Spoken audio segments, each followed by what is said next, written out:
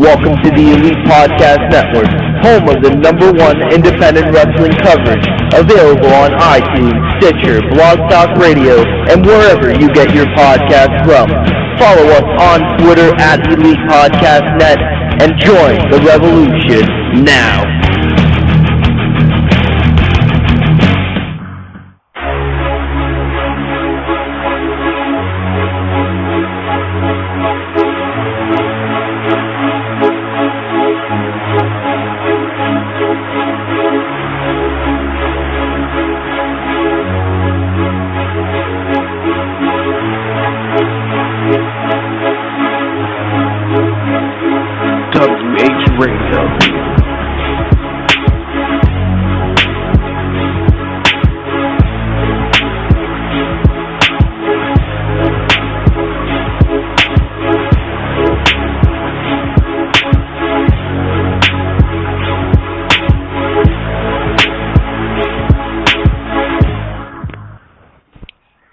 Welcome to Wrestling Heads Radio, your favorite podcast, your favorite network, the Elite Podcast Network.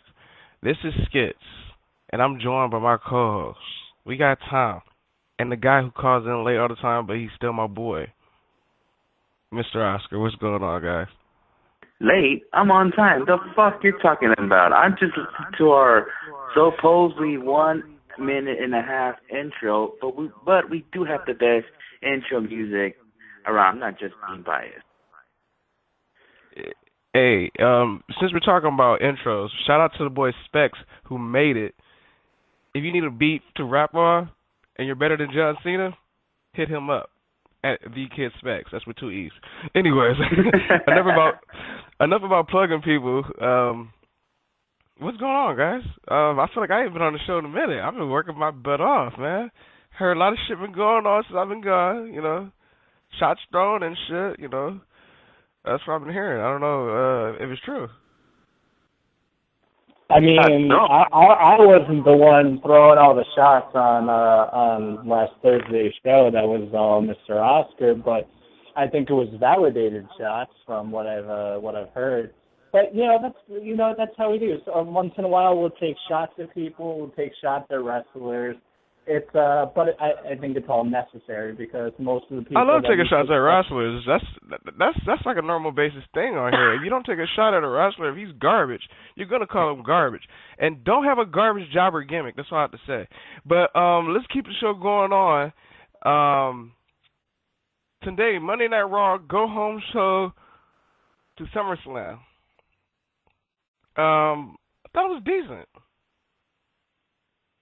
Yeah, I thought it was decent too. I mean, I kind of like how they trying to build it up in a way, like, you know, how Triple H and Stephanie came out and pretty much announced the whole card, and just announced that, you know, ESPN's getting involved and fucking Jon Stewart too. They're trying to make this like a second WrestleMania. They're really, really trying to do it, and I guess they're gonna try to see how it works. I mean, if it's successful, then maybe the highly rumored next year they're gonna make it bigger again if they make it back to Los Angeles next year. Yeah, for those that didn't watch Raw and is just tuning in here on WH Radio, tonight, as Oscar just said, you got Jon Stewart. He'll be hosting. But peep this up, my boy Coach is back, baby. The Coach is gonna be at fucking SummerSlam. Coach actually kind of gave it away already, but I'm kind of hyped to see the Coach back. Well, you know, he does work for ESPN now, and for some reason, ESPN is getting involved with the WWE. They know he used to work for the WWE, so, you know, he's getting involved somehow. It's just strange now you see ESPN getting involved in it and with the WWE. I guess they're trying to work something out here with them, you know? I like it. I really enjoy when ESPN works with WWE, like the whole 30 for 30 they did with all the NXT guys and Xavier Woods and all that. I really enjoyed those pieces, and I like when they cover some WWE stuff. It's always entertaining. And that's what I always worry about with ESPN, is that they'll treat WWE like a joke, but all the times that they talk about it, they make it seem fun and legitimate, and they don't, just shit all over it. So I like this, and the more media coverage involved with going into SummerSlam, I think it makes it feel bigger because, usually you don't have. I don't think even ESPN was covering like WrestleMania. Like they'll talk about it, but they weren't covering it like they're doing for SummerSlam. So it makes it feel like a big deal. Yeah, you got Brock. No, I was gonna say that about ESPN. I kind of noticed that they're getting more involved. I've seen Stephen A. Smith actually mocking Ric Flair a couple times, not in a bad way, in a good way. Which Skits has a picture with Stephen A. Smith, by the way, musty bastard. And yeah, but that's what sucks though. I mean, it would have been nice if the ESPN zone was still across the street from Staples Center. I think that would have been nice, but fortunately it's no longer there. But it can get more involved. I won't be surprised. WrestleMania time. You guys watch the show First Take. You know how those guys, Stephen A. and Skip Bayless, go around the special sporting events like the Super Bowl site, the NCAA sites from the championship games, NBA finals. I won't be surprised if they head to side of WrestleMania next year. Won't surprise me if they go to Dallas. It's funny that you mentioned ESPN because the ESPN's home base is basically right there at LA Live. Like, that's where everything's taped, everything. Like, First Take, all that shit. Like, just like Oscar said, there's a possibility maybe next year. But this year's SummerSlam, let's talk about this year's SummerSlam. First, we're going to kind of put Raw and SummerSlam put together because they basically opened up Raw with Stephanie McMahon and Triple H basically hyping up, the matches that we'll be seeing, especially I don't know if this is going to be the main event or not, but it seems like it. Taker versus Brock Lesnar, the Beast versus the Reaper. What a closing for both dudes. You had Brock Lesnar close the show at his homecoming, and dude came down. The crowd went nuts. I've never heard Brock Lesnar get that type of ovation in a minute. I don't know when was the last time, but you got Paul Heyman doing what he does best, doing his promo work, probably the best promo guy in professional wrestling, period. Even over like some of the wrestlers, he's better than those guys too. But and then you have Undertaker do a little tease in the middle of the promo of his bell sound or whatnot. And you got Heyman get scared, and Lesnar was ready though, and the light come back, and then the lights came back on, and then again you had not Lesnar but Paul Heyman basically shoot his promo still again, and then again it goes off, lights go off, and Taker shows up, kicks Lesnar in the gut, and choke slam and a tombstone, and Taker got some booze tonight, guys. Yeah, I mean, it's obviously they gained a big reaction because he's from Minnesota. Everybody knows that. I'm pretty sure Nate, he was not Raw tonight. He probably went crazy to see Brock Lesnar as well. But yeah, it's his hometown. I agree with you. It's been a while since I've seen got a reaction like this. Maybe since he was the top babyface on the SmackDown brand, if I'm not mistaken. And yeah, he deserves to get this reaction. That it's his hometown. Of course, everybody that's coming from their hometown, like Randy Orton, got to use Racing St. Louis. If everyone put their hometown over, it's gonna be you're gonna have a huge reaction. Wait till next time they go to Cleveland. Freaking Dolph Ziggler's gonna have a freaking crazy ass reaction. Yeah, I mean, the pop for Lesnar tonight was great. It's funny because some people were mentioning it on Twitter, and I was kind of thinking it. That was like the most I've ever seen Brock Lesnar like smile in like maybe his entire career. He was having a good time. Like they had the streamers come down, and they had confetti come down. It was a big deal, and Brock looked to be like he was having a good time. And because we never really see Brock Lesnar smiling or laughing like legitimately, so it was good to see. And of course, like Skip said, Paul Heyman, he Everything he touches turns to gold. He could cut a promo about buying paint, and we would all go out to Sherwin-Williams and buy 10 cases of paint because that's how good he is. You know, he could sell us to own shirts off of our back. He'd be like, hey, see that shirt you have on? You should buy it again. You know, $20. And we'll be like, sure, Mr. Heyman, take our money. That's just how good he is. He is one of the best. You know, when we look back, you know, 15, 20 years from now, we're going to tell our kids about the genius that Paul Heyman was, about the mic work that this guy does, how he drew you in and made you watch. It's just, and it's incredible to see him every time he goes out there. He always tops himself, and it's hard to do, but I like this ending thing, you know. They're teasing a little bit of a heel Taker. You know, he keeps kicking Brock in the old family jewels, it looks like.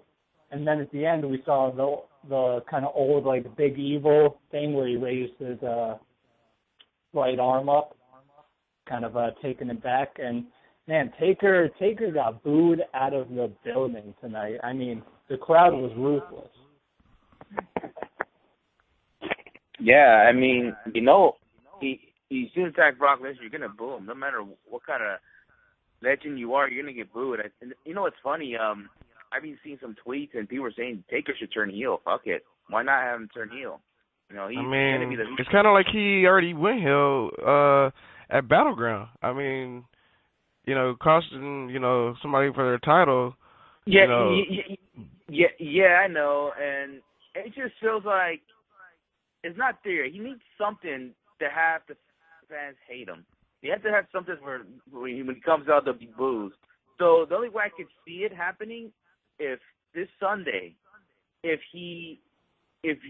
Kane comes back and helps. I have a feeling. I have that feeling too. I have a feeling that Kane will also get involved too. Yeah. Then I think he's a fully fledged heel. Yeah, but great ending with Raw tonight. I mean, also Raw had a couple of other great matches where they started off with Randy Orton and Cesaro tagging up against Sheamus and Kevin Owens. I thought it was a pretty good tag team match. You know, they've been pairing these four up, for the last 2 weeks and in different type of ways. And I'm enjoying what I'm seeing. I know a lot of people some people like to bitch about, Kevin Owens' character, but, you got to, remember, dude is a heel. We know what he can do, Heels, they have different type of heels. They have heels that cheat. They have heels that, run.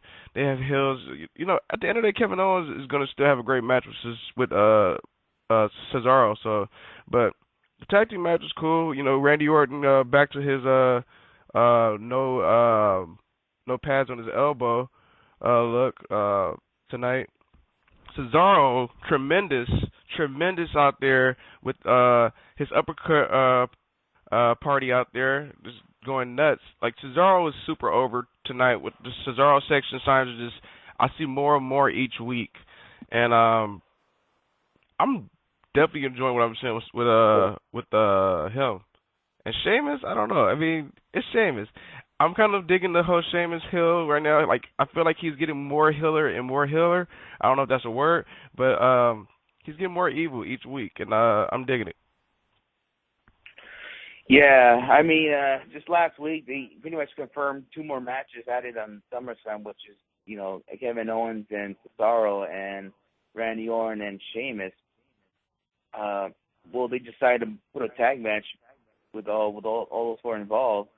And honestly, the match was so-so. I mean, the only thing I could think, like, what I liked was the ending, which I didn't kind of see this. I mean, he tried to RKO Kevin Owens. Owens pushed him out of the way. Then he ended up RKOing Sheamus. And then Cesaro comes out of nowhere and starts holding Kevin Owens so he doesn't, You know what it looked like? What? You know what it looked like, Oscar? It looked like when Owens blocked Orton, it looked like he was trying to get him for the powerbomb, but instead he said, fuck that, I'm going for the RKO. It looked like he was trying to get him to the ropes, but that didn't work. That's what I saw. Yeah. Well, I mean, there's nothing in this match I can say, okay, this was cool, that was cool. I mean, I don't know what Tom or you come up, but I just was watching that match. It was like, all right. I mean, nothing I can say. Okay, this That part was a decent tag team match. It was a decent tag team match to hype up, both matches at SummerSlam, basically. I guess. Yeah, I mean, the tag match was nothing, I think, out of the ordinary.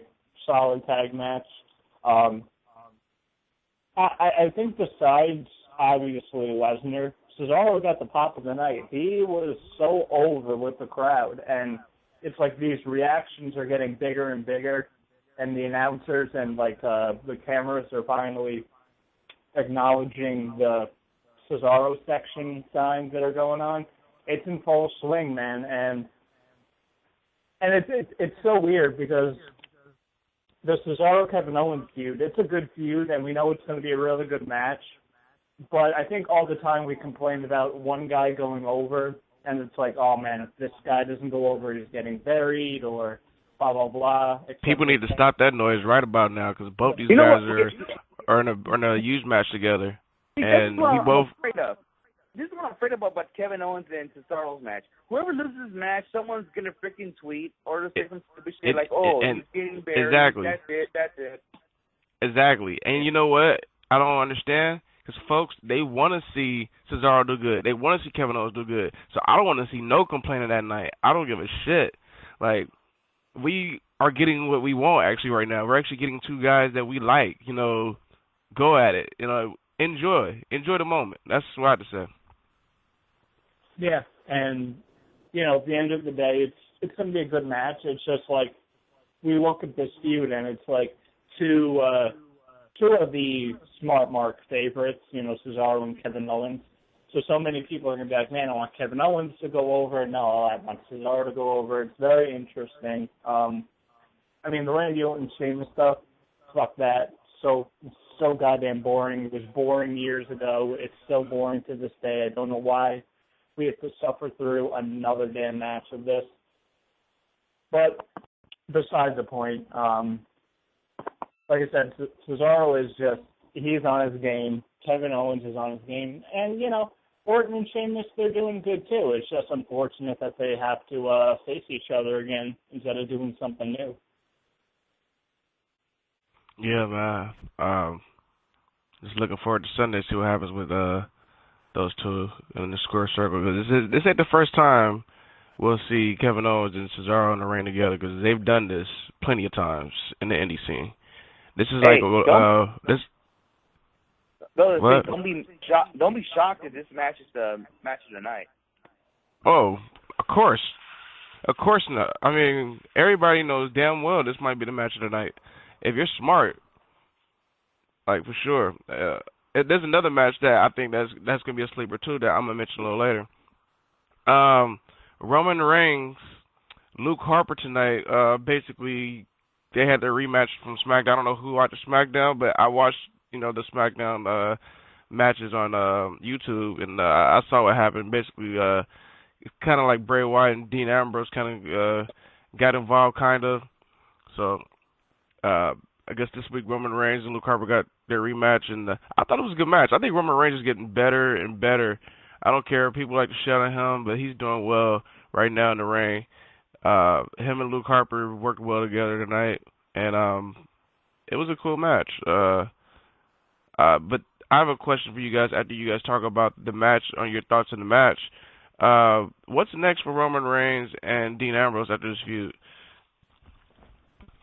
Okay, I think it's going to continue somehow, some way with this whole thing with the Wyatt.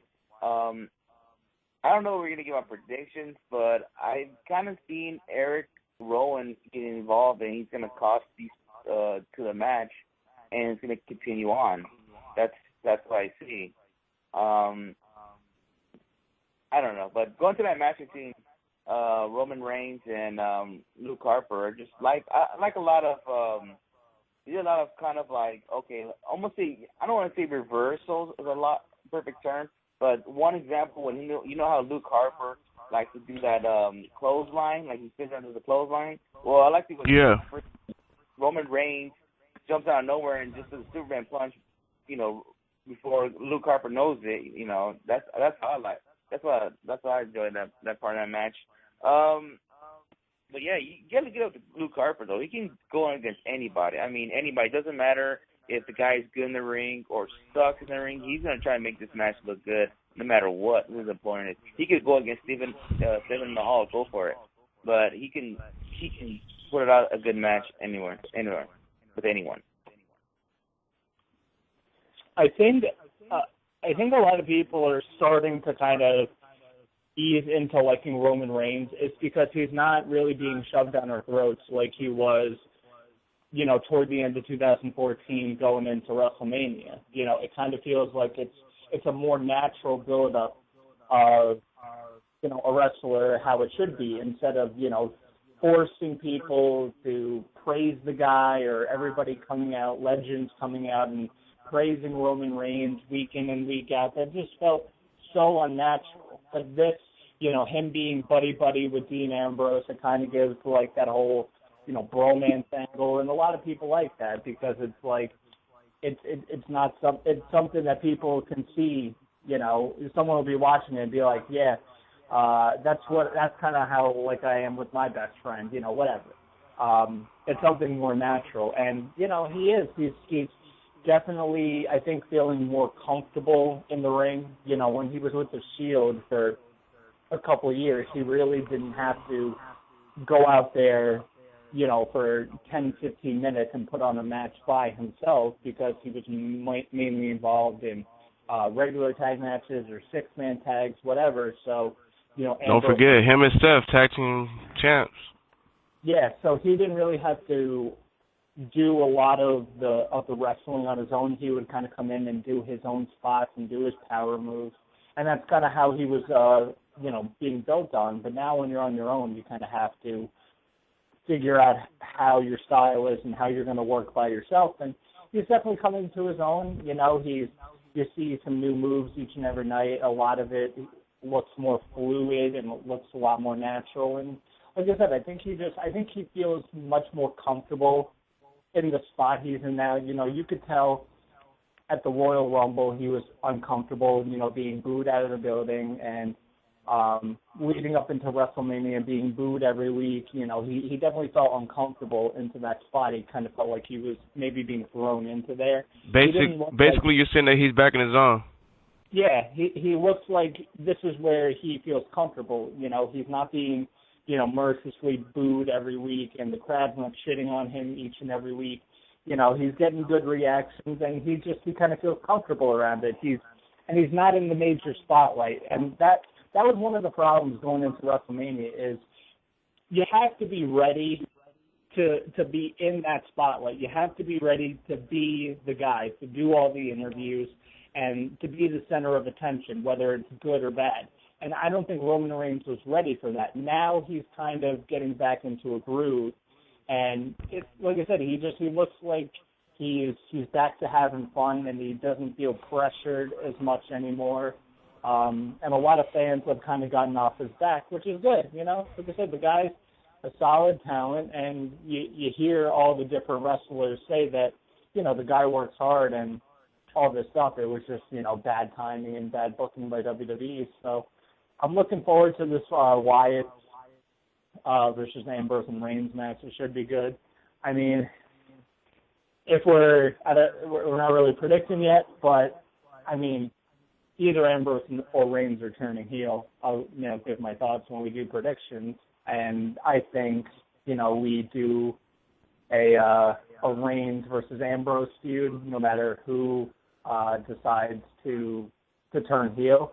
And I think that's going to eat up a couple months, maybe, end off at TLC or something, because that's a feud that you could have that could last a couple months. It's not something that could be short and quick. So, yeah. It's definitely a lot for the Wyatts and Ambrose and Reigns possibly coming up in the next few months. You know what? Do you guys feel like this SummerSlam card, like almost every match is very unpredictable? We just can't say, okay, this is going to happen for sure. Do you guys feel that way? 'Cause I feel that way with almost like pretty much every match in this card. Well, I mean, not every match, not the Stephen Amell Stardust match, that tag match. I feel like obviously Stephen Amell and Neville are going over. Yeah. I'll kind of share my thoughts on that when we get to the predictions. Real quick, let's take a call. We have a call 540. I'm not sure it is. This number looks familiar, but let's put him on 540. You're on WH Radio's call. Michael Rosenthal has learned at this point in his career that you're going to have to make somebody to hit a home run that must make. Okay, they're watching baseball. 540. I already hung him up. They didn't say nothing, so. You hung him up or you put him on mute?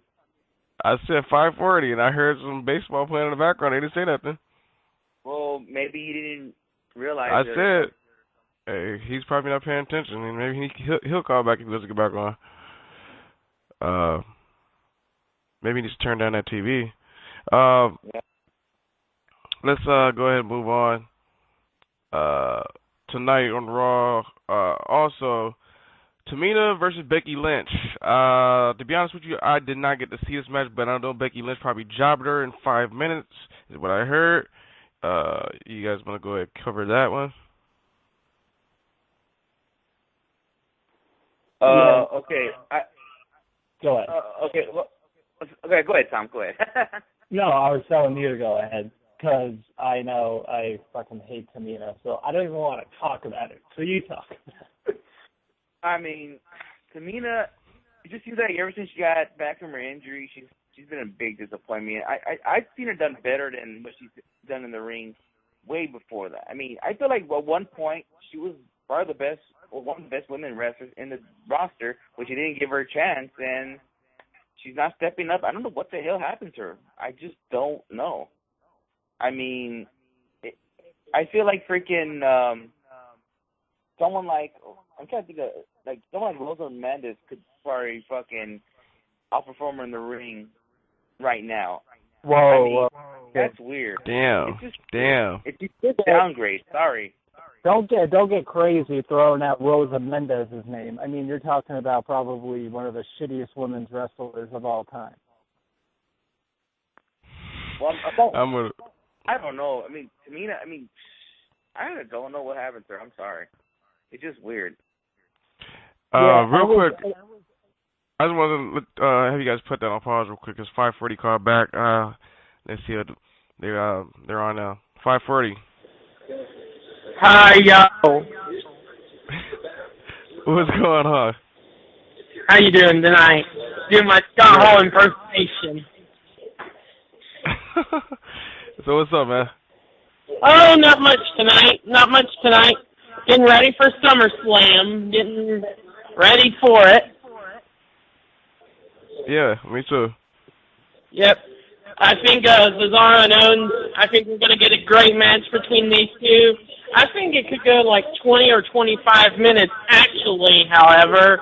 And I can see Cesaro taking a win here. I wouldn't be surprised. Yeah, and the next match I'd like to see is Undertaker and Brock Lesnar. That match, I've been really looking forward to this for a few weeks now. I mean, you got the Undertaker that is hell-bent on getting revenge, and you got the Brock Lesnar that is going to bring some hell into the Undertaker at Brooklyn for what the Undertaker just did a few moments ago. And I think Brock's going to be pissed coming in Brooklyn, New York at SummerSlam this Sunday night. But I think the Undertaker is going to destroy and hammer Brock Lesnar like the Undertaker did at Battleground. And if you think WrestleMania 30 was too big, well, guess what? The Undertaker and Brock Lesnar, there's going to be no rules.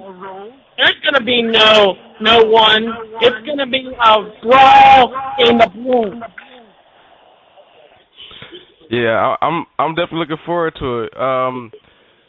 hopefully, we have a good pay-per-view. Are you watching Well, Takeover too? No. You should watch Takeover. Trust me. Okay, You'll thank me later. I will. I think I'll see it, but however, I don't know. But I think it'll be good. Definitely. Well, we want to thank you for calling in. We appreciate you calling all the time. Oh, and by the way, I want to plug in something really quick too, as well. You guys listen to us, listen to me and Jared, Jared DiGirolamo at talkshoe.com so we talk about Monday night WWE Raw Radio, and it's on at 3 p.m. in the afternoon. We're on at 3 till 5. So you guys should really check our radio show out. Follow us on Twitter at Wrestling Heads, and we'll check it out. Yeah, well, I'll put in a good word for you guys, okay? All right, man. Oh, wait a minute. Wait. Do you guys have Facebook? Well, you can follow it on Facebook instead. All right, for sure, dude. Thanks for calling, man. Bye. Shout out to, I think, Jay or Jared. I'm not sure. He didn't say which his name was, but shout out to them. They always call up. Good people. Yep. It's good. I mean, it's good sometimes to have callers to call in and give out their thoughts of, doesn't matter, WWE, TNA, Ring of Honor, whatever thoughts, anything of wrestling, just put it out there. Fuck it. Just want to let you guys know. Funny story, guys. Tom used to be a regular Wrestling Heads caller until he became part of the family. Yeah. No one's calling up about TNA. Hey, what same with me. I was the same way, too, in a way. You know, I remember I called in about, like... Damn it. You're my boy. You're my boy since fucking, like, back in the day since we were high school kids and shit. Yeah, let's go ahead and finish. We are in the middle of this Becky Lynch, Tamina match. I know you were saying some outrageous stuff about... I'm done with that already. But how did this... I just want to know, like, how did the match go? Like, how did... Yeah. Like, did she get jobbed or what? It's definitely a match you don't want to check out because, Becky... Did she Becky get beat like Mark Henry? I'd say this. Becky was trying her best to get a good match out of Tamina, and it wasn't happening. Like I said, Becky, God bless her, she was trying her freaking best. And Becky is awesome. I love Becky Lynch. Probably, besides Sasha Banks, Becky Lynch is probably my Becky is super nice, too, by the way. Like, one of the coolest girls I met. Oh, yeah. Speaking of, since we're on Divas Talk, we might as well stay on the Divas Talk. Tonight, your WWE Divas champion, Nikki Bella, went against the NXT Women's Champion, Sasha Banks. I thought it was a cool match, you know. I thought it could have been better. I thought they could have gave Sasha maybe a little bit more spots than they gave Nikki. But nonetheless, this is the second girl on NXT that came from NXT that's made Nikki Bella tap. That means I think that's a big deal, like, real talk. Like, we talk about this Divas Revolution thing, and that's definitely some change right there. You know, I don't remember the last person to make Nikki actually tap besides Charlotte. Like, after that, like before that, who was it? Nobody. You got the new girls doing it. Even fucking Paige tapped out to Sasha Banks. So you got these new girls out here doing big shit. Yeah, once again, Sasha Banks, she's just putting out different moves that we don't get to see. I mean, you might see her once in a blue, but you're just giving her a lot of time. I mean, you notice that when you give her more time, she's gonna put out 100 moves. She's doing it over and over again. I mean, shit. If you put her in an Iron Woman match for 1 hour, how many moves are we gonna see? 1,000 moves from her? Like, seriously, when you give her more time. Hey, I'm not complaining. She can do as many moves as she wants. Yeah, and she, once again, the spotlight was on her again, and she just got the win over Nikki Bella, the Divas champion. And we'll see what this takes her. I mean, I'm really thinking they're gonna fucking shoot the move with her. I mean, don't be surprised in a few months she'll be the next season Total Divas. and watch her become Diva champion in a year from now. It's funny that you mentioned that because I think I was listening to Paige on either Chris Jericho or either Stone Cold's podcast, and she put over she put over Sasha, like big time, like and that's coming from the first NXT Women's Champ, you know. Like that's a big deal. You know what's funny? I did listen to the Jericho's podcast with how Sasha was on the show. I was listening to it just a bit. Yeah, and she mentioned how she got the boss thing. She got it from her cousin Snoop Dogg. And then it's funny. I did watch that Straight Outta Compton over the weekend, and the guy played.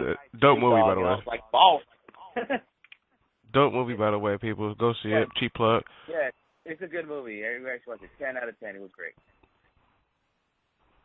That's coming from a Mexican dude, people. That's to my boy Orton, because Orton said he could watch it on the fucking stream. I said, go watch this shit at the theater, because it's theater watchable. But shout out to Orton, because I know he's listening. Orton, you should get RKO'd for that. Oh, man. Orton, you're over. Anyways, yeah, like, you guys' thoughts on what they're doing, you know, having both Charlotte and Sasha making the women's champ, the Divas champ, tap out from both those girls. Well, I think it's ultimately what's the next pay-per-view? Night of Champions, right? Right. So probably Night of Champions, I'm predicting a triple threat match between Nikki Bella, Charlotte, and Sasha Banks for the title, because I'll do an early prediction here, even though, like I said, we're going to be doing predictions in just a bit. I think Bayley beats Sasha Banks this Saturday for the NXT title at TakeOver. That way Sasha Banks can kind of stay on the main roster full-time. You know, obviously she'll still be down in NXT, but gives Bayley kind of the title, and the title's not attached to Sasha Banks anymore. So Night of Champions, it'll be a triple threat match. I don't know who would go over in there, but obviously they're building it up to these NXT women looking strong and obviously getting a title shot sooner or later. You know, which is good, and we'll see. We'll see what's happening. Like I said, this whole Divas Revolution thing, I hate even saying it because it shouldn't even be called that. We should just be doing what we've been doing the past couple of weeks and just praising what the Divas division has been so far. Like, I'm not going to go too far and say, you know, this is some great stuff and this is going to lead to a lot of changes. Like I said last week, it's baby steps right now.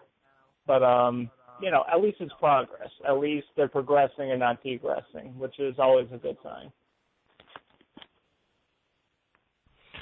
Yeah.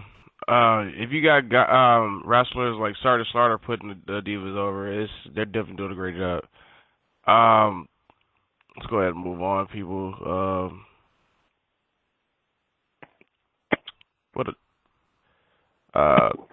Also tonight there was basically a build up for the WWE Tag Team titles. You basically had New Day teaming up with Los Matadores, and you had you had the Primetime Players and the Lucha Dragons teaming up. That match was pretty damn quick, to where basically one of the Lucha Dragons, I think it was Sin Cara, pinned one of the Los Matadores, and it was 1, 2, 3.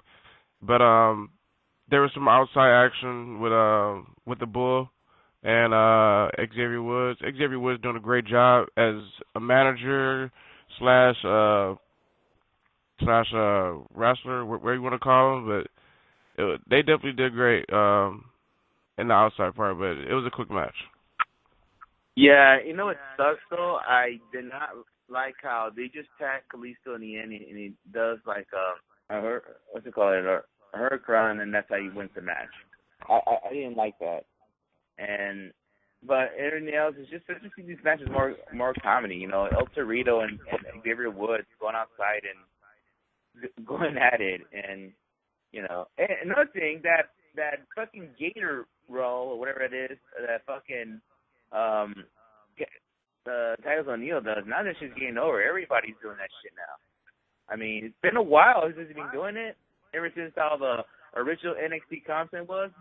But it just now I feel like the crowd's fucking doing the whole Gator thing now. So that's freaking amazing how it's been that long that, you know, he's been doing it till now, you know? So it's really amazing. And I really don't really had a comment with this match, but I just hope this match be really good at SummerSlam. And please don't make it a pre-show match, please. Respect the tag team like what Nick Jackson tweeted out during WrestleMania. I don't even think there's a pre-show match at the moment. They didn't even say nothing like that. Like, if it's a 4-hour show, it shouldn't be no pre-show match.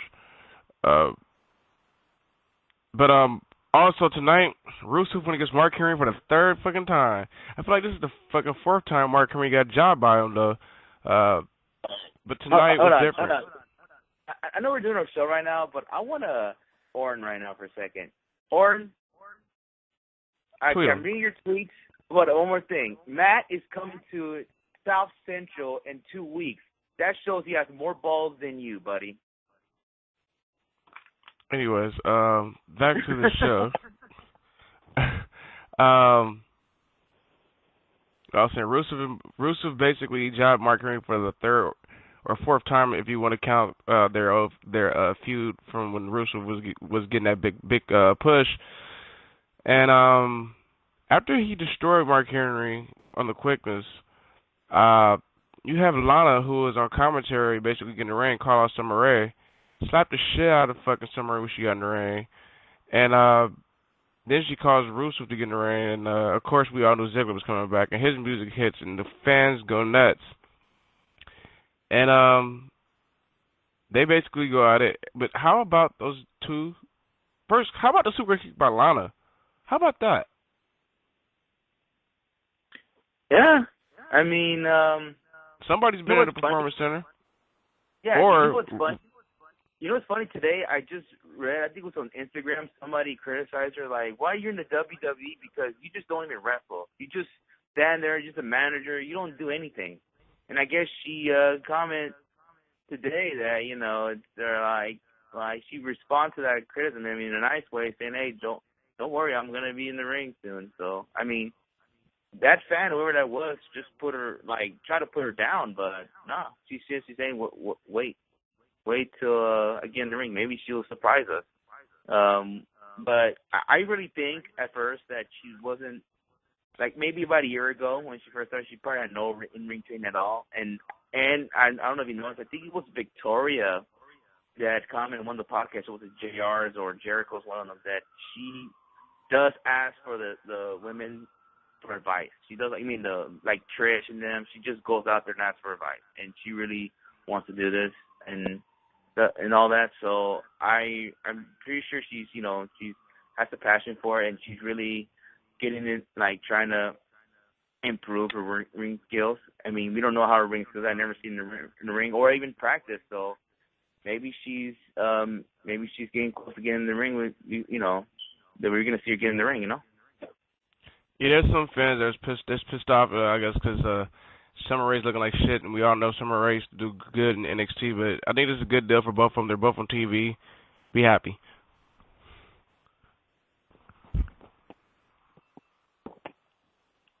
But it's looking like we're gonna have Ziggler and Rusev go one-on-one at SummerSlam. We all saw that coming. We'll probably talk about the predictions in a bit. Ryback versus The Miz. Ryback won. We can go to the next match. Not Neville, excuse me. I think that was it. Yeah, Sasha Banks and Nikki Bella, they closed out the show. They kind of main evented Raw today. Shout out to the Divas for that one. But let's go ahead and get to these predictions, shall we? And then we could talk some NXT TakeOver predictions, And we can also get to some G1 talk. And, yeah, let's see what, let's go ahead and talk about the SummerSlam predictions. Let's go ahead and start off with Randy Orton versus Sheamus for the I don't know how many of time.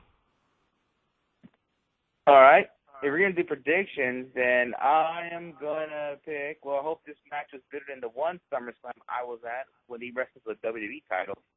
I don't know, but I'm going to give it to Sheamus because Orton won last time. I think they're going to give this one to Sheamus.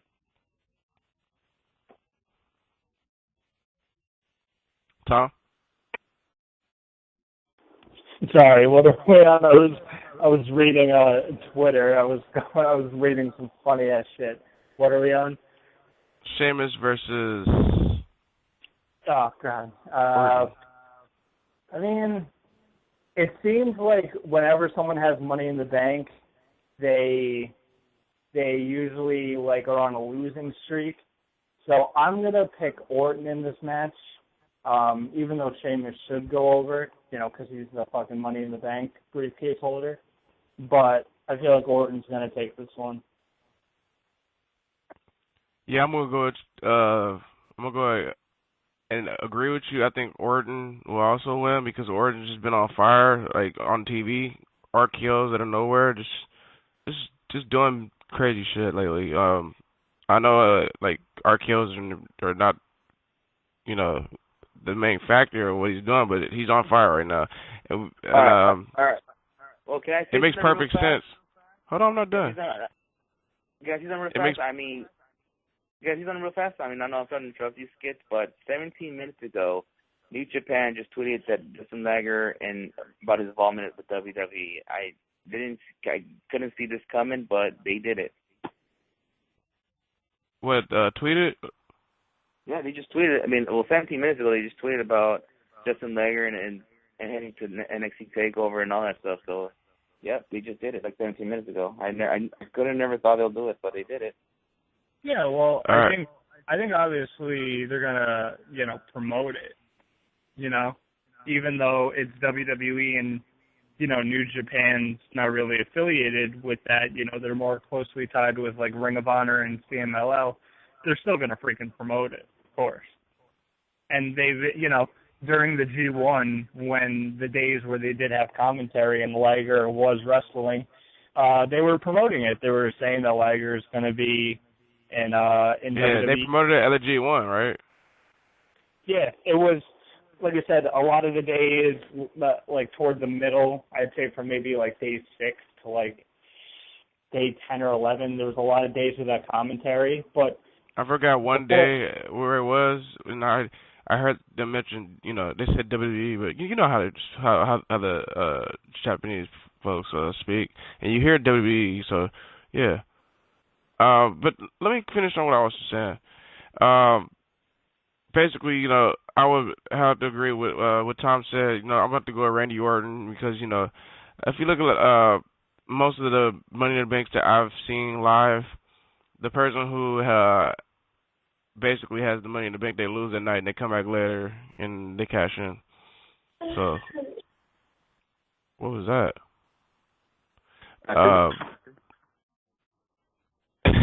Okay, let's move on. Let's keep going. Kevin Owens versus Cesaro, which probably will be the match of the night, hands down. Yeah. Oscar. Yeah, well, it won't be surprising if it's, well, not surprising if it's going to be a match tonight, but, fuck. I feel like Kevin Owens needs to win this match, but I don't know. I feel like all the matches we predicted, mostly heels are going to win, and I'm going to go with Cesaro on this one because when we go through this card, I'm thinking a lot of heels to win, but this one, it could change to Owens winning this thing, but I don't know. This one's like very hard to predict in this one. This is a card right here that's like not predictable. Like I said earlier, it's not predictable. So I'm gonna go with Cesaro on this one.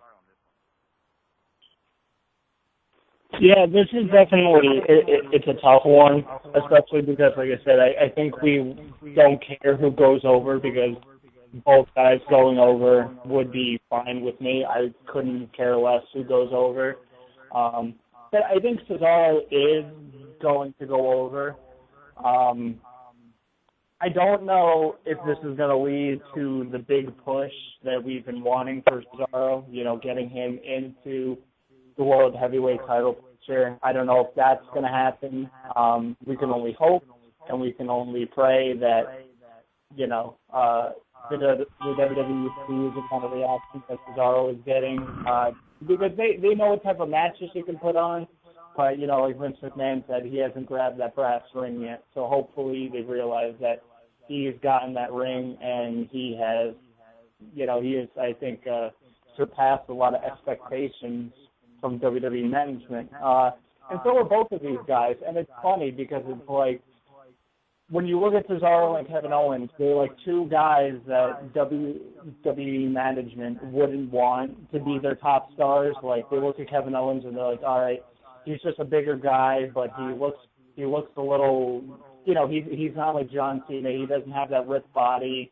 And then they look at Cesaro and they're like, well, he's Swiss. He has the accent.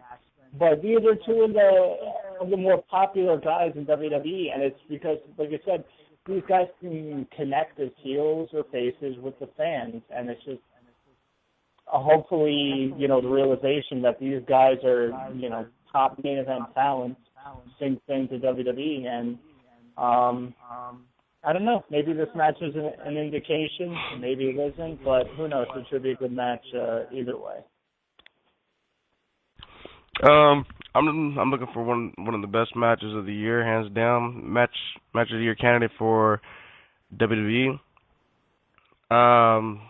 Just like you said, I wouldn't care who won, but who I think is gonna win, I'm gonna have to go with Cesaro. Cesaro's on fire right now. The Cesaro section signs every week, making this dude even over and over.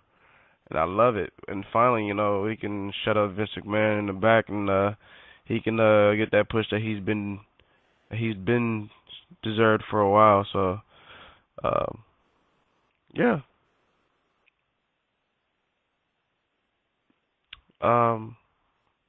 Next match. Match that I really don't care for. That's probably going to open up. I wouldn't mind if it opened up the pay-per-view. Stardust and King Bear versus Neville and the character guy, Stephen Amell. Well, Neville, of course. Said it. Yeah, Neville and Steve, or the Arrow, you can say. They're going to beat Stardust and Wade Barrett. I mean, I want to give Stardust and Barrett some props on their promo tonight. Yeah, they did. They put some evil shit, and it just almost felt like Barrett has a new role. It looks badass. It's like it went from you can say Magneto to the Apocalypse. He looks more evil with that thing, an evil king, and that shit looks more awesome. But like I said, Neville and the Arrow is gonna win. I think Stephen Hall's gonna come out with the Arrow gear like he wears in the TV show. So get ready, a DC character is gonna be in the ring. I mean, I think Neville and Stephen Amell go over. Obviously Neville's gonna work the bulk of the match, and then I think Amell gets a tag or something and does a couple moves, maybe a couple body slams or something. Nothing too big, and then we'll probably see a red arrow from Neville. They get the win. Yeah, I mean, I really couldn't care about this match too much. I honestly, it's nothing against Neville and Barrett and Stardust, but it's just man, they have nothing for these guys that they had to bring in Stephen Amell to do this angle. But at least, there's an angle to this. At least it wasn't a random thrown together match. We're seeing promos about this match for a couple weeks, and it's not like at least this was just a thrown together match at the end. At least there's some story behind it. So, that story's been going on for a while. Yeah, so I can say that that's a positive thing, and I'm liking like the comic book style that they're doing, like the whole comic book style promos that they're doing, and the whole comic book graphics that they're using. So I can point that as a positive for this match, but it's just like, when this is over, where does Neville go? When this is over, where do Stardust and King Derek go? Probably nowhere. Probably going to be stuck in the mid-card. So, but, like I said, this should be okay. I wouldn't want this opening. I don't think it's going to open because when you open up a big pay-per-view, you need something to get the crowd hot, and I don't think this would do it. I feel like this is going to be kind of thrown into the middle of the card. You're right. It'll probably be Orton and Sheamus again. Looks like the last pay-per-view. Oh, God. Unless you want to have this matchup open up. Ryback puts his IC title on the line against The Miz and Big Show. I'm going for The Miz. Why? Because I can give two shits about Ryback and Big Show. I don't think so. I'm going for Feed Me More. Ryback is going to win, and I see him and Big Show continue their feud for the Intercontinental Championship. I think, it's funny I mentioned Miz and Neville, or Neville going to do next. I think he's going to be with the Miz next due to the fact that, he teamed up with a movie star and he's a star. I think that's where they're going next. So Miz is going to somehow get out of this feud, and he's going to feud with Neville. And we're going to see Ryback and Big Show continue on maybe another month or two. For what? Fucking, I could not give fucking what? Shit about this feud. I would rather watch paint dry than have to see this feud continue. This has been so damn boring since day one. Ever since Ryback won the Intercontinental title. This has been so damn boring. Oh my God! If they continue Big Show in a feud for the IC title, or even have Ryback hold that shit 2 more pay-per-views, all I gotta say is this: Jesus! Because I don't want to see that garbage. It is so ridiculous how boring this is. You know what? I don't even want to rant because we can do that all day, every day. I'll pick Ryback in this, but you know what? There is a good thing about this match. There is a good thing because as soon as I know when this match is happening, I know when to go take a piss. I know when to get my drinks. So thanks WWE for this match ahead of time, so I know when to take my bathroom. I'd rather go take a shit than a piss, because that's a shitty ass match. So I might as well take a shit. Well, I mean, I don't control when I shit, but I'll definitely, if I have to shit, I'll definitely save it for that match. Let's move on to the next one. Alrighty, next one for the tag team titles. You have the team of The New Day, Primetime Players, Lucha Dragons, and Los Matadores. I'm going for The New Day, baby. New Day been killing the game all day. Let's go.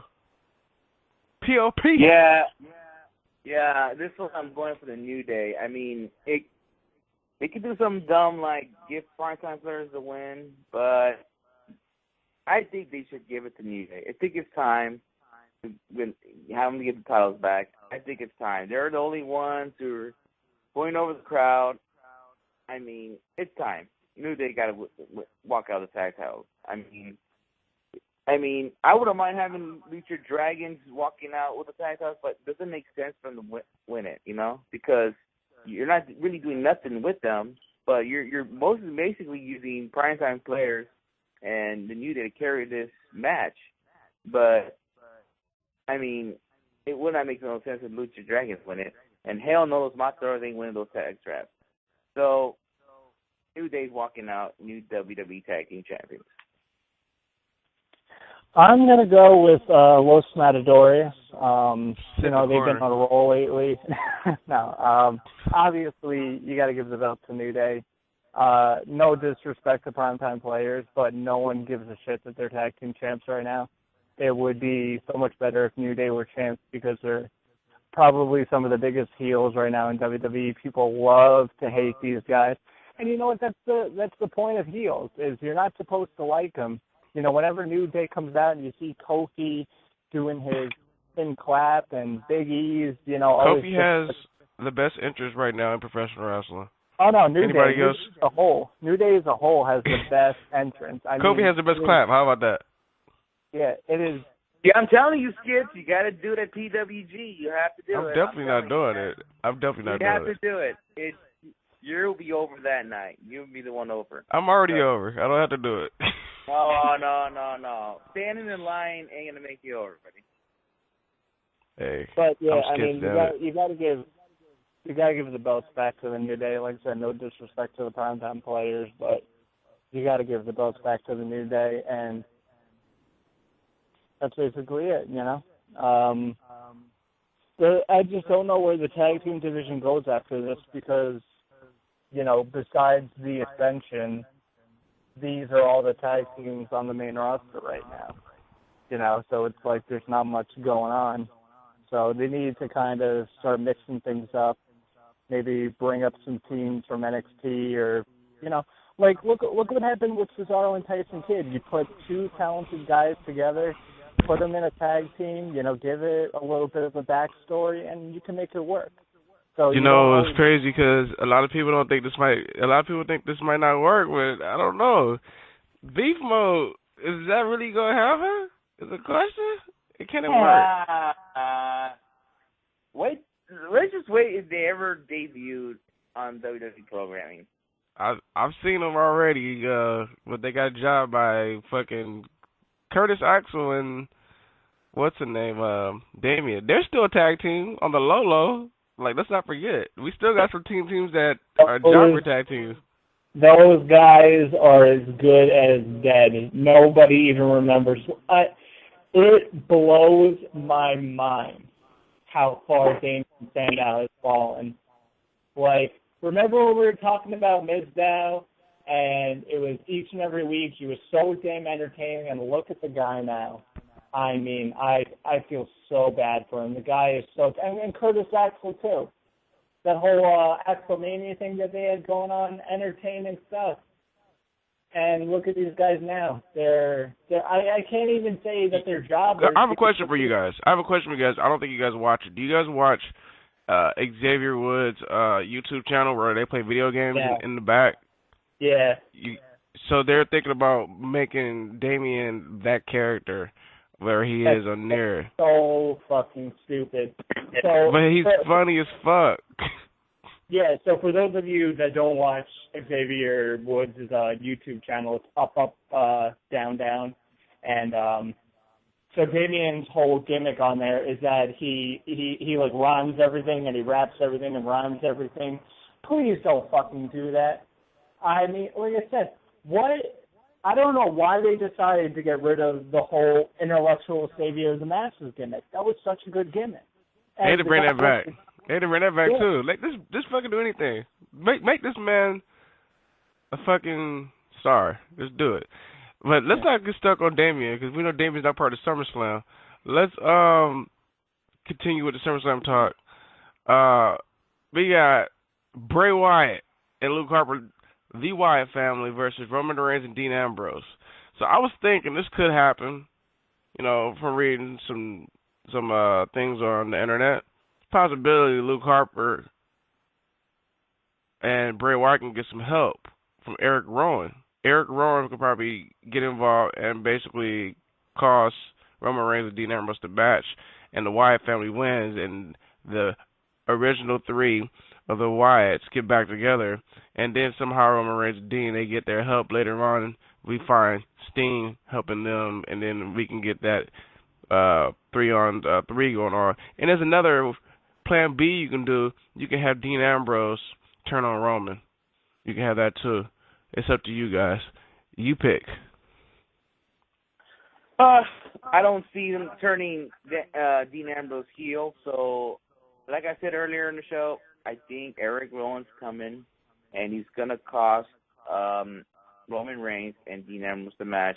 It just seems like every month everybody's complaining about Bray Wyatt. He's going to get buried. He's going to lose this match at the pay-per-view. That's what happened last month, and at Battleground, he beat Roman Reigns. I'm seeing the same shit again. So they're going to lose to these guys, and Bray Wyatt and Luke Harper are going to be out of the shell until Eric Rowan comes back. Then all three members of my family are going to be reformed. Well, Eric Rowan's going to be coming back. I don't know how soon is he close to returning to the ring, but I think he's going to come down and he's going to cost him the match, and we'll probably see that six-man tag we're all talking about. Sting, Roman Reigns, and Dean Ambrose teaming up against the Wyatts pretty soon. I mean, you can link this thing for a while. I mean, if you guys are worried about Eric Rowan's health, like, can he be ready for Night of Champions? Or from like what I read, he'll be fine and at the next pay-per-view. Well, I mean, if he's gonna be fine, that's great. If not, they can length it. Like, you don't have to have them all in their match at Night of Champions. You can save it for Hell in a Cell, which is gonna be the bigger city, Los Angeles. Then you'll see that six-man tag there too. So, I mean, you can link this whole. I mean, I'm not the one that write the dirt sheets. Whoever's writing the dirt sheets is saying that it's a possibility that it can happen at Night of Champs. So. Yeah, I know, but I'm just saying you can also link this. I mean, Bray Wyatt likes to play mind games, so does Sting. He likes to play mind games as well. I mean, you can link this feud to all the way to October, or if they want to end in September, they could do it. But I'm just saying that. I just put it out there. You can link this feud. That's true, but you got to have Dean Ambrose and Roman Reigns separate somehow. And you can let Bray Wyatt and Sting have their own feud, because that bromance thing has to die soon. It really does. It's gonna get tired and old, just like a Randy Orton, Sheamus type of shit feud. You know what I mean? That's just me. But you guys' thoughts on? I mean, Tom, your thoughts on that match? You know, the whole Eric Rowan thing is probably the thing that's going to happen, but I still just have this feeling because like I said, the whole thing about this has been that Roman Reigns and Dean Ambrose, they have a bond, they have a friendship that Bray Wyatt and Luke Harper don't have. That's what the whole feud is, being built on. That's why I just have this funny feeling that Dean Ambrose turns on Roman Reigns at SummerSlam. It probably might not happen now, but, I just get that funny feeling that it could still happen. And so I'm picking the Wyatts for the match anyway, no matter which ending happens, if it's Ambrose turning heel or Eric Rowan returning. It doesn't matter. Wyatts still win. But like I said, I got a real funny feeling that we do see the Ambrose heel turn, and it would be, like I said, they're building up this as a big show, so an Ambrose heel turn would definitely work at SummerSlam.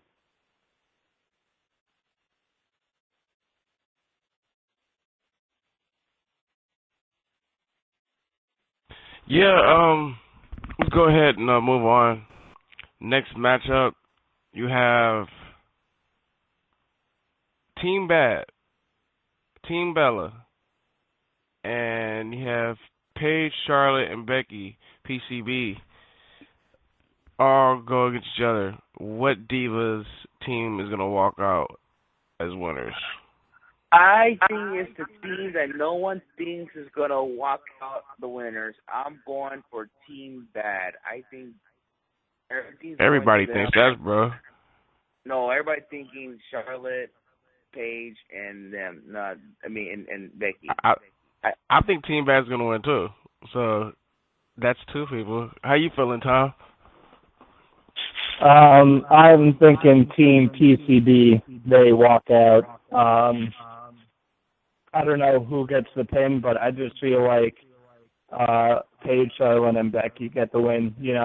You put over the faces. They'll probably put over Charlotte or something like that, but I don't see any other team really winning.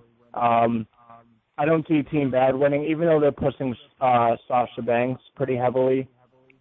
I just don't see, like, she won't take the loss.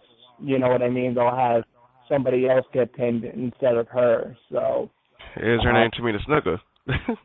Yeah, but that, like I said, it seems like they're pushing that team the heaviest, PCV. So I think they go over.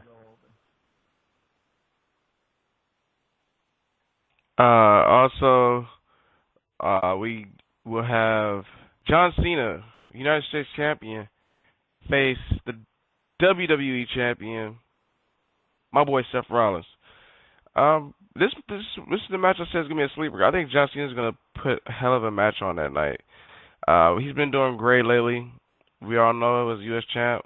Him and his feud with Kevin Owens, awesome. The match he had with Cesaro, awesome. And I think him and Seth gonna work well again, like always. It's gonna be a great match. That's gonna be the sleeper match of the night. So, with this said, who do I pick? I don't give a fuck. Fuck John Cena for right now. And fuck Seth Rollins. Nobody's gonna win. It's gonna be a no decision match. No decision. That's what I'm going with. Nobody's losing. Something's gonna happen where it's gonna make these guys have another match somehow. Yeah, I would say the same thing. I think it's gonna. Okay, I'm gonna say this. I think John Cena will win by DQ. I see Seth Rollins doing something stupid, like hit him with the title or something, and this feud's going to continue on. I don't see nobody losing each other's belts, but the way it looks like, Seth Rollins is going to walk out by DQ. No, sorry.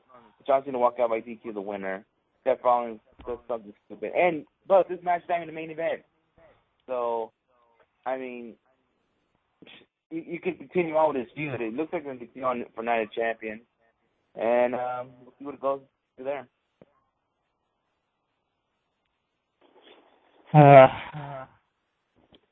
I just have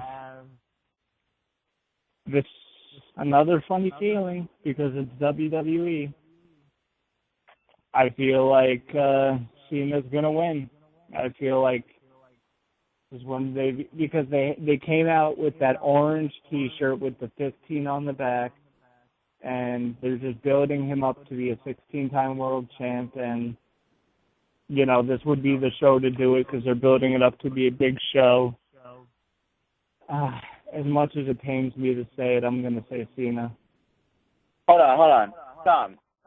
You just mentioned about the shirts and the gear and all that stuff, the 15-time thing, but it doesn't make sense. I mean, can you see this? It doesn't make sense. You just made this fucking gear 15-time champion, then you're going to have Cena walk out the championship and then 16-time. I mean, doesn't make sense if you made this gear and then all of a sudden someone buys it and they be like, oh, shit, now he's 16 champion. Now I got to buy another shirt. You think he wanted the fans to do that? I mean, I don't know. It just seems like it doesn't make sense because now they just made the gear out and then you have to make him walk out as champion at SummerSlam right after the gear comes out. It doesn't make sense at all. I don't know. Like I said, it's John Cena, so I always got to assume that he's going to win. So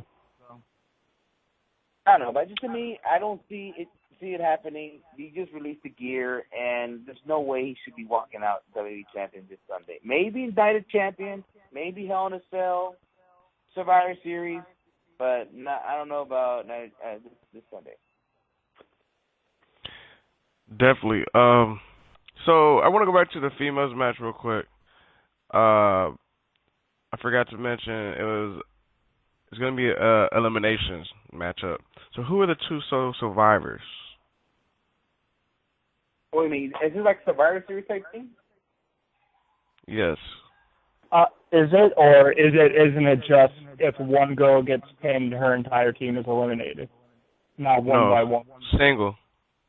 Are you sure? I'm sure. I don't know, because I think it's if one girl gets pinned, her entire team is gone. I've somebody hit me up and told me. It was Orton, actually. And Orton's a big fan of some of the divas, so he would know. All right.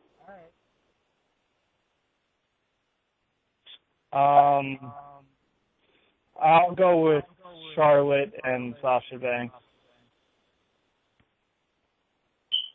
All right. If I'm picking Team Bad to win, I'm going to say, all right. You shouldn't have to think. Sasha Banks and maybe Nikki Bella, like we just saw on Raw. I mean, because this is what I'm thinking.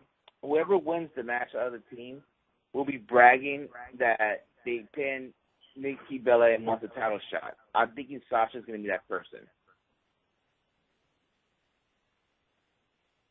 So I'm going to go with Sasha.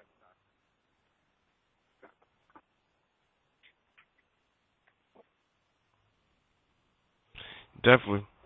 I'm with you guys on that one. That makes perfect sense. Brock Lesnar, Taker, we talked about this feud already, but the winner, who you think's going to win? I'm starting to get change of heart, and I'm thinking that Brock Lesnar's going to walk away with the win. But it's still another possibility that Taker can get help from Kane and win in the heel way. Or it could be like this. There's another third one that I think can happen too, where they just he can't beat Brock Lesnar, so Kane just comes down, they just destroyed Brock Lesnar, and this continues some type of how basically putting Brock Lesnar out of action for a while into WrestleMania, and it has to happen again. Yeah, I mean, the ending of Raw is making us question what's going to happen at the end of SummerSlam. Will Taker win? Will Brock Lesnar win? I mean, a few weeks ago, bro was saying Undertaker is going to win, and in the way it ended, maybe Brock Lesnar is going to win. But like I said earlier, I think Kane's going to get involved, and he's going to help Undertaker win, and then this is going to set up to a possibly match at WrestleMania 32 match, the third match between Brock Lesnar and The Undertaker, and that's probably the final match that they're going to go at it, and it'll be at WrestleMania 32. The only way I see Brock winning this match if somehow he gets help from Sting, because we know Sting is going to be in the area. So if they still want to have that Sting and Undertaker match, I see Sting costing Taker the match, and that's how Brock. Or what if Kane tries to get involved and Sting gets involved with helping him, and Lesnar picks the win? Yeah. There's a lot of shit that can happen. Yeah, I mean, this is so unpredictable. Anything can happen, you know. But question is this really the main event? Is this really the main event, or it is the main event? They announced it already. It's the main event.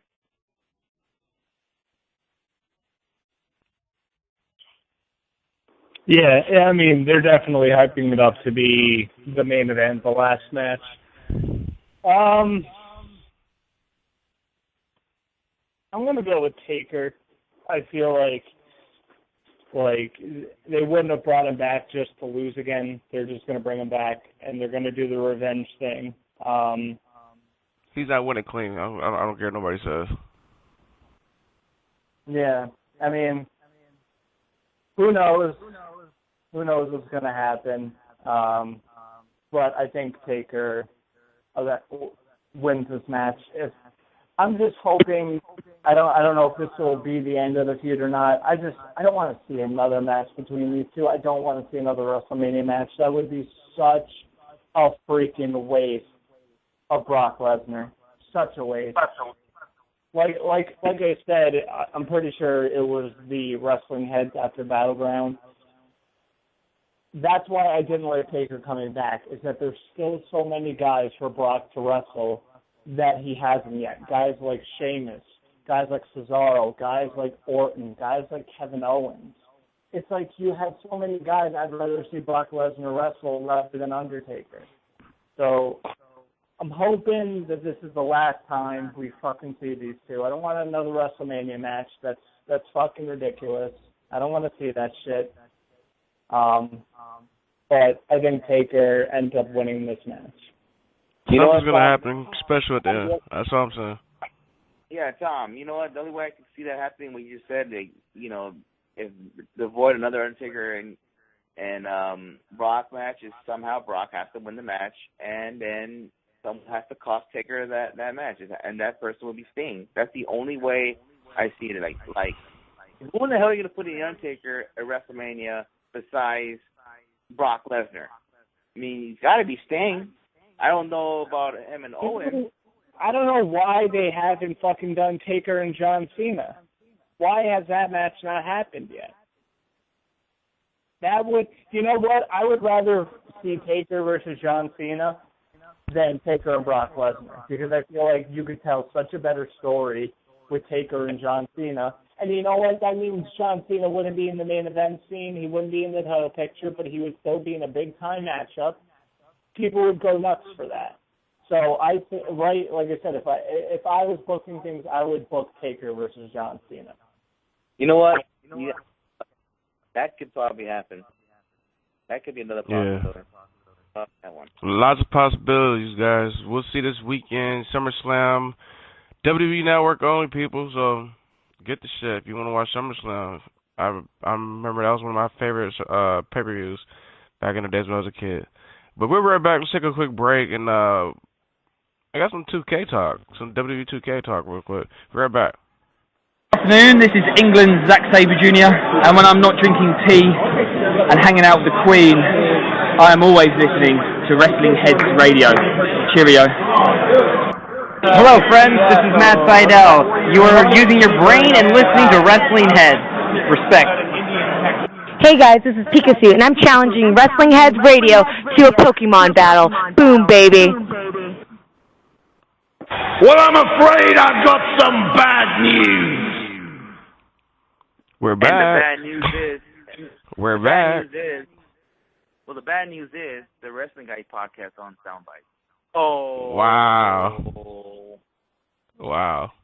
I'm just playing, guys. I'm playing, David. I'll probably... Hey, I don't care, man. I shut my mouth and didn't say shit. And I'm still going to shut my mouth. I know. Say Cool.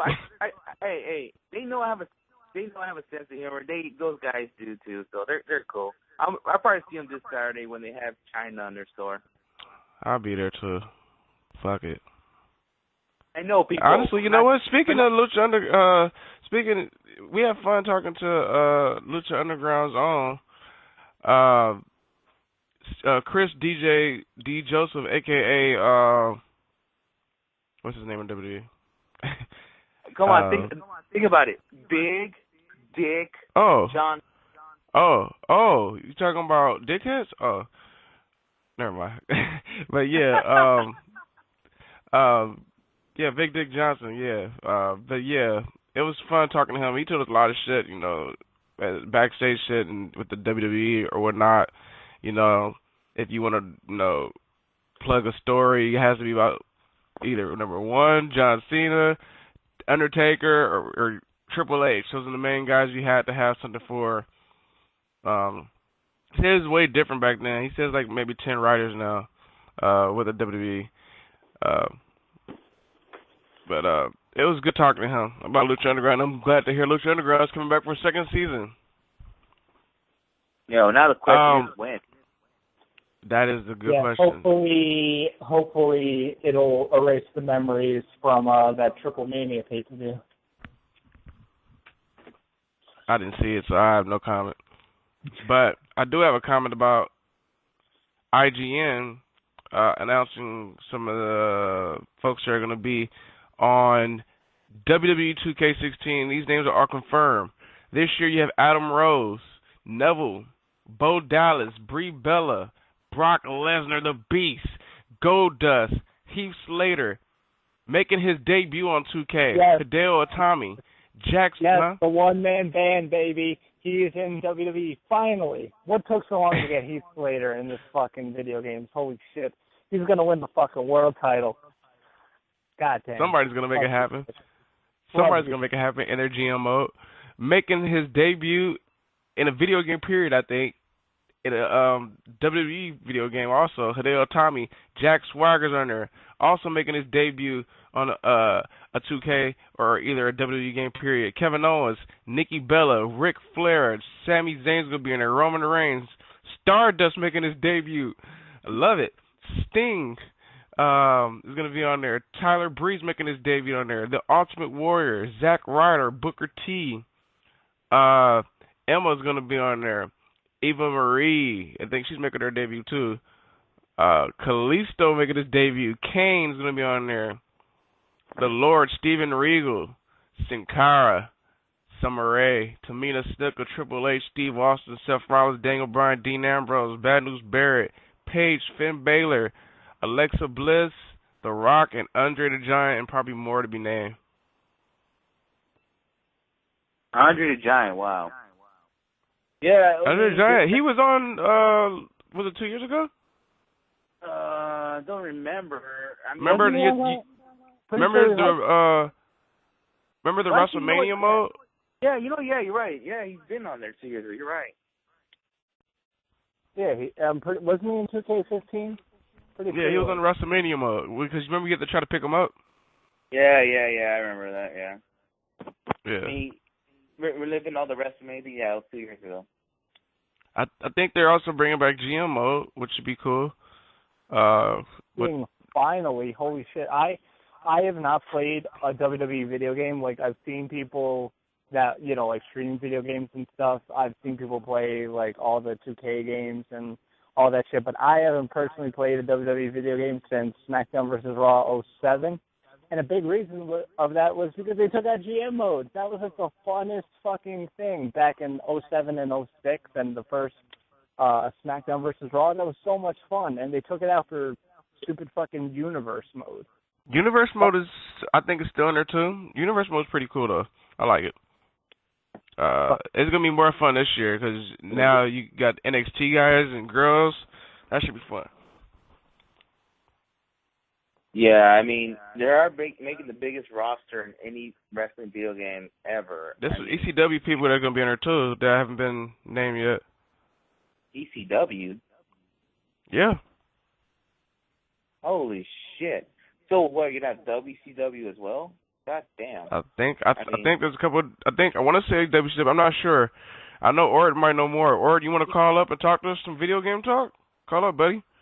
Yeah, because I heard a rumor that Goldberg is going to be in the game, but it wouldn't surprise me. He might be like in a DLC, have a WCW package. Like you can have Sting from WCW in that package, Goldberg, Hogan. No, not Hogan. I mean, and you know what? If they do a WCW package, Hogan I wouldn't be surprised if they put Liger in. Since Liger's coming to WWE, I wouldn't be surprised if they put Liger in. You'll probably find those in creations. Hold on, I think this is Orton. I got 860 on the line. Who is it? Hello? Hello, who's calling? Hey, you guys are talking about the WWE video games? Yeah, what's going on, man? Okay. You got some info for us? I don't have info, but the other guy was talking about GM mode. Okay, GM mode has to come back to the WWE video games. I could play that stuff for hours. From what I read, GM mode is back, so I'm pretty hyped. And I heard also you can interrupt people's entrance when they come down. Oh yeah, you can. Now.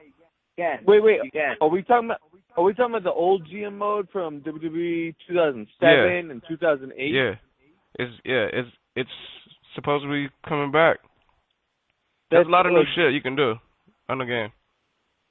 Oh man, I didn't want to spend money on the game, but if GM mode's back, I think I gotta get on that. Hey, they're trying to make people buy this. 2K, I think what they were doing last year, they were trying to, let's see what we can do our first year with, working with the video game. And now this year they're bringing out everything. Now you got NXT there, on there you got Kevin Owens on there, you got Finn Balor, Tyler Breeze, which is pretty dope, And I heard and it's like finally they're bringing back GM mode because people have been wanting it back ever since SmackDown vs. Raw 2008. People have been asking for years to bring this thing back because it's like you took one of the best things out of the video games that people enjoyed and people got pissed.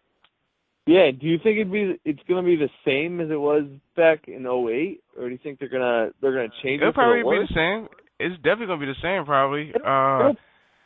It'll probably be the same, but there'll probably be like more features on it as well to make it kind of like more realistic. So it'll probably be like that, but I would imagine you could probably do more stuff.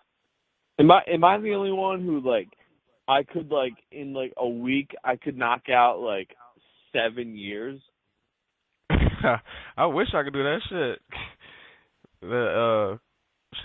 If I wasn't working like that, I probably would be on the game like that.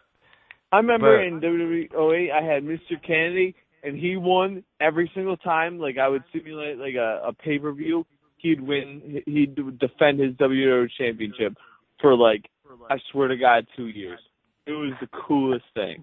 See, and as a kid, you know, because back in SmackDown vs. Raw 2006, I was probably around 12 or 13 years old. Listen, I was a little shit, and I had anger problems with video games. So, like, if somebody got injured in my GM mode, I'd, like, smash the controller and be like, fuck this game. But, like I said, it's good because at least they're listening to fans, and at least they're Don't forget, you still got career mode, and you got the hustle, loyalty, disrespect mode. I guess that's a John Cena type of mode or whatever. You got you know what's tripping me out about the game? I'm looking at the soundtracks, and some of the artists or bands that they're in there, I'm very surprised they're putting them in the video game due to the fact that I don't think WWE. That's wrong. WWE, they don't want backlash when it comes to music. Like example, Marilyn Manson. We know his history with about his music, his lyrics, and his look. Then you had Skid Row in there. I'm like, really? And then you go to Billy Idol. Then you have Run DMC in there. I mean, I'm a little tripping out of the soundtrack they have in here. What do you guys think about JBL being on the commentary now? Oh, I didn't know that. I love his Mago. I'm twerking Mago. I don't watch him on Raw, but I feel like they're gonna do it good in the game. Yeah, it definitely should be a fun game. And scratch that John Cena mode. I was looking at the wrong 2K when I was looking. That's not gonna be on there because Stone Cold is on the cover this year, and he'll be having his own mode. It'd be like a match with him and Shawn Michaels, 97, King of the Ring. That's gonna be on there. It's a lot of good shit. Brian Pillman got to be in the game somehow because he got involved in that match, I believe. So Brian Pillman got to be in the game. All I gotta say, folks. Do we know how many roster spots there are? Shit. Just give me a lot. That's all I know. I know it's like the biggest one ever, and there's no like duplicates. They said, right? Yeah. There's no like John Cena 04, John Cena 2013. Like that's not gonna happen, right? Not as I know of right now. Maybe they'll have his attires, if anything. Yeah. Oh, that would be cool. Hopefully, that's one thing they have to bring back, where they have different attires. You can pick which your tires. That was fun. You can, try to get those. But the game's gonna be fun. So, folks, I'm letting you guys know right now. They're also create your own arena back. You might want to save money for that. The game's gonna be fun. It's gonna be 80 slots from my friend Matt just told me, Matt, a.k.a. Orton, he told me 80 slots is going to be on there. That's going to be a lot of people. That's ridiculous. Yeah. What's your name, bud? My name is Ryan. Ryan, we want to thank you, dude, for calling up to talk to us about some video games for a while. You want to put out your Twitter or anything before we let you go? Yeah, it's Backpack 86. Backpack 86. Definitely, man. Thanks for calling. Thanks for taking my call, and I can't wait to listen to the rest of the show. All right, bro. All right. See ya. Shout out to Ryan there. Cool dude. Got to chop it up about some video games. I'm fucking hyped. Like, I'm going to be on that game all day. I'm getting it before Christmas. Fuck the little kids that's not getting it on the first day, because I don't need no glitches and shit while I'm playing online. It's going to be fun playing league games with the homies over there at OWF. Shout out to OWF, everyone that plays in that league. But yeah.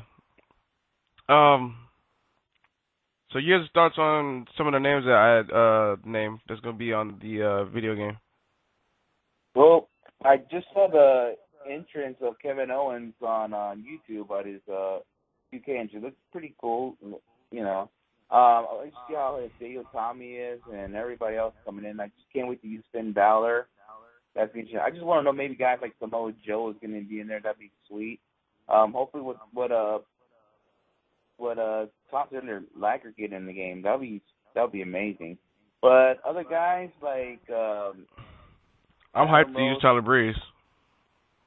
Yeah, Tyler Breeze. That's another one that would be interesting to see. I mean, mostly NXT people were like more focused on them.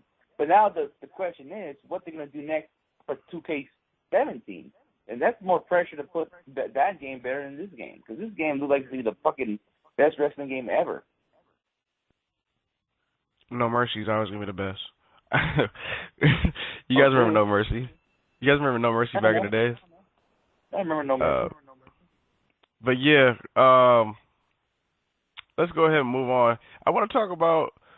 I know Oscar, you didn't really get to catch it, but I know me and Tom, we caught a couple of matches that we wanted to just talk about here real quick from the G1 Climax.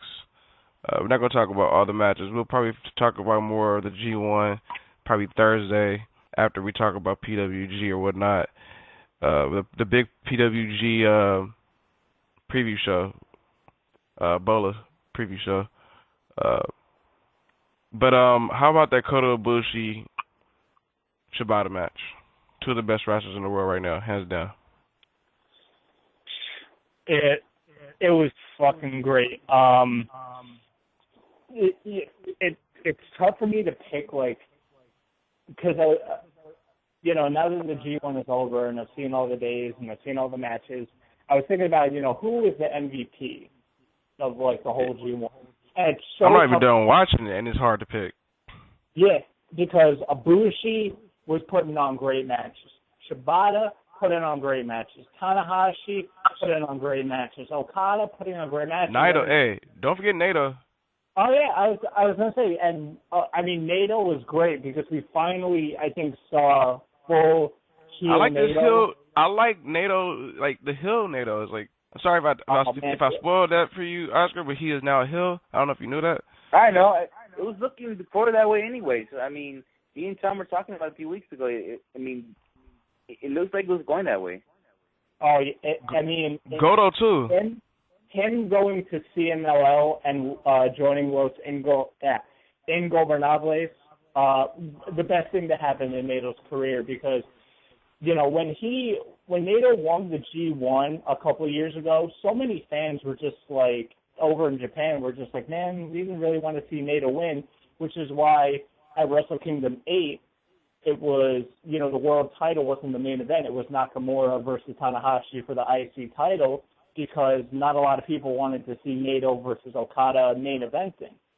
But him going to CMLL, and he has this whole new heel attitude, and it's so amazing, but it's so simple because, he's walking slow when he's making his entrance, and he's so hesitant to get into the ring, and he just doesn't, give a fuck, because he, you watch the tag matches, and he doesn't give a fuck in the tag matches.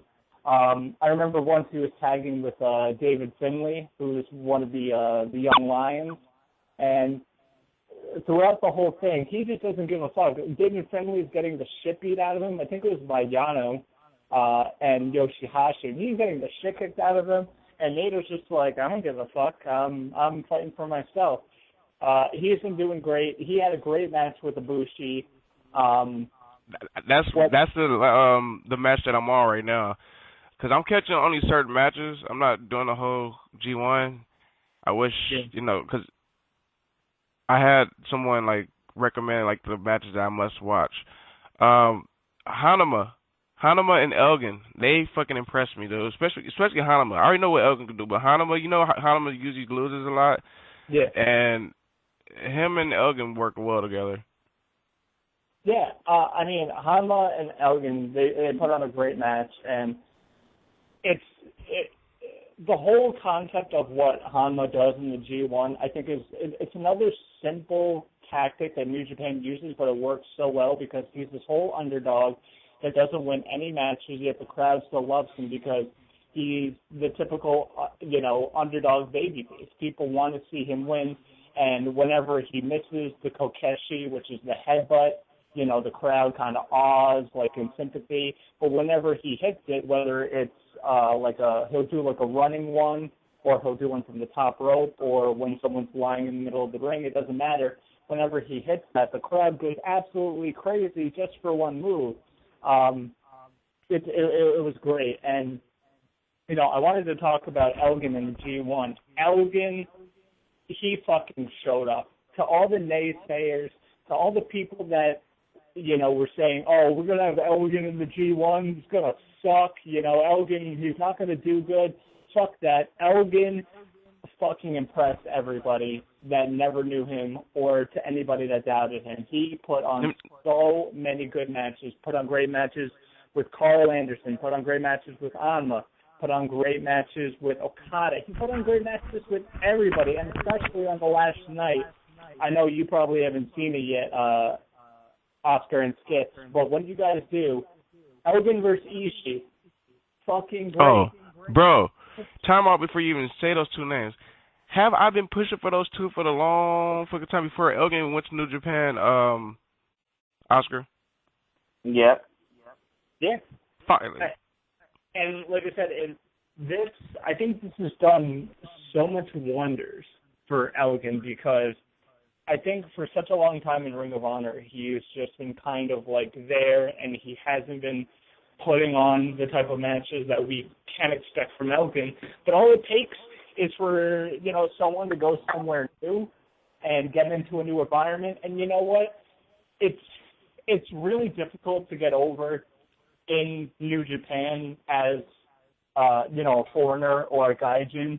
But Elgin got over so quick because the Japanese crowd was so impressed, and they absolutely loved all his power moves. A lot of the times he would do, a guy would be on the apron and he would be on the inside, kind of like, how Cesaro does the apron suplex in the WWE. Yeah. Yeah. Yeah, so he would do that, but he would turn it into a Falcon Arrow. And every time he did that, whether it was in tag matches or singles matches, the crowd lost their mind. They absolutely loved it. When he would do a stalling suplex, he would have someone up in a stalling suplex, and someone would come, and someone would try to stop it, someone would kick The match him. with him and Okada was good, too. Oh, yeah. So it was all his power moves. He would do like all these German suplexes and all these clotheslines, and the crowd just fell in love with him so quick. And I would not be shocked to see him back in New Japan sooner rather than later. I think he impressed a lot of people there. He impressed a lot of the crowd. He was definitely really over, put on some great matches, and he looked like he fit in better there than he did in Ring of Honor. Which it's really weird to say, but it's just like, it felt more natural. It's crazy that you mentioned it because at Field of Honor, he's going against New Japan IC champ, Goto, who also did well in the G1. The match with him and Okada, that was nuts. Goto also had a good match with Nakamura. And another thing, sorry for spoiling this, but Goto going over Okada is a big deal. You get the IC champ covering the IWGP champ. That's a big deal right there. But I was looking forward to seeing him actually beat Nakamura because I thought that would have been a big deal for him. Yeah, and Goto, also, I was going to say Goto definitely. I've seen what Goto can do, and Goto can put on some great matches just as well as any of the top guys in New Japan. there's kind of been a period where he hasn't been putting on the same type of matches, but that's what the G1 does. I think a lot of the time is it kind of just like rejuvenates a lot of guys and gives new opportunities. But yeah, definitely Goto showed up and he looked really strong.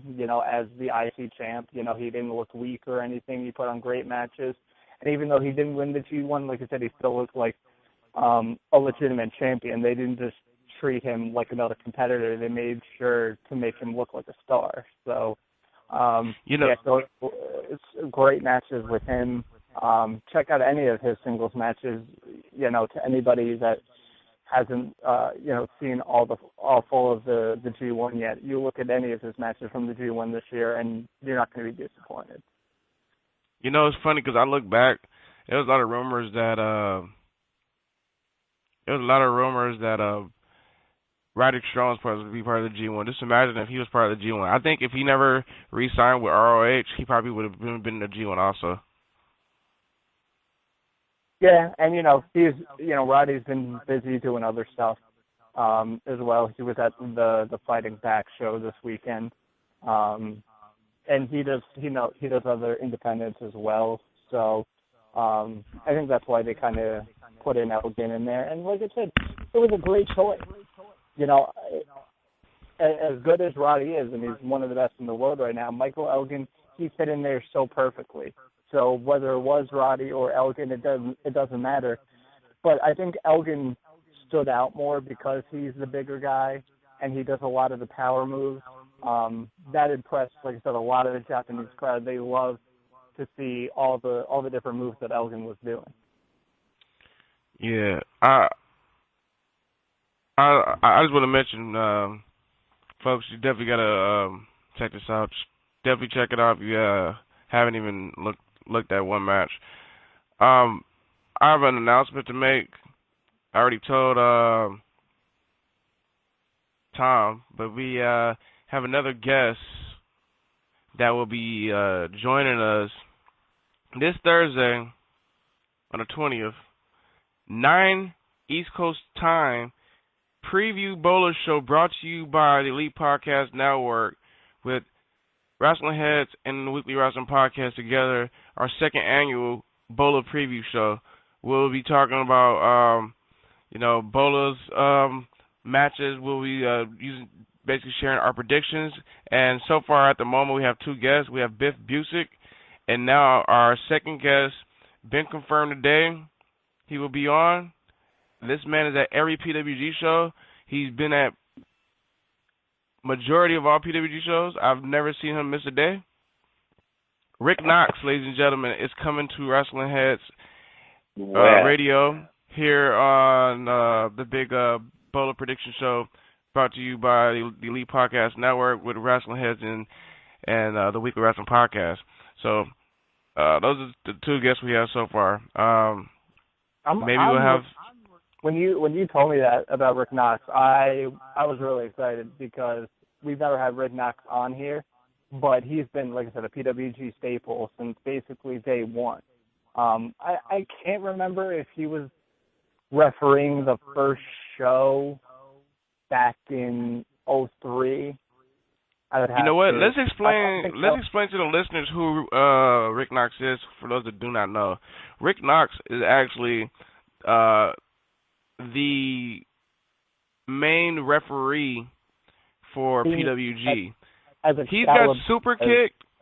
He's got super kicked so many times in the face by the Bucks. It's not even funny. He's even probably super kicked the Bucks himself. He's got Roderick Strong's beat the shit out of him. I'm pretty sure Kevin Steen's put him through shit. Everybody's beat the shit out of him. But he's the best referee in the Indies by far. Oh, in wrestling. You know what? It's great. Yeah, we're gonna have him on because I'm gonna be asking questions even outside of PWG. Maybe that'll be very interesting. So I'm happy to have him on. He also refs on Lucha Underground too, folks. Yeah, I was gonna mention that too. He also referees in Lucha Underground. So it'll be interesting to see what we're gonna ask him on this Thursday.